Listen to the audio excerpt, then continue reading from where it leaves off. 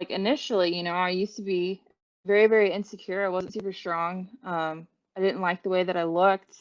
I struggled with basically being, there. I remember the day that I stepped on a scale and broke 140 pounds. I was a junior in high school, and my oldest sister was in the kitchen and she saw it and she was like, "Damn, fat ass."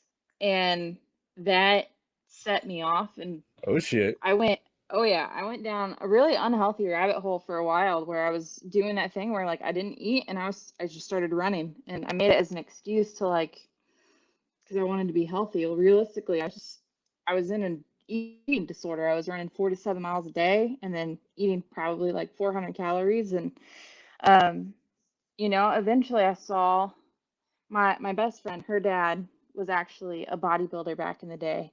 And so he was kind of the one that initially introduced me to it. And then I had a professor in college that got me actually competing in it.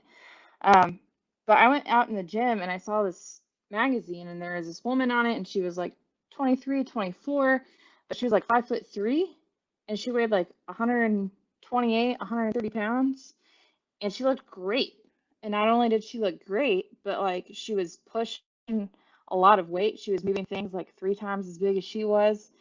And, I had this moment and I was like, man, like I want to look like that.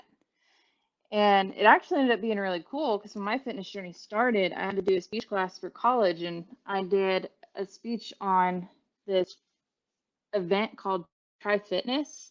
And it had like a little bit of like a bodybuilding portion to it, but it was like an obstacle course and a bunch of other stuff that I thought about trying.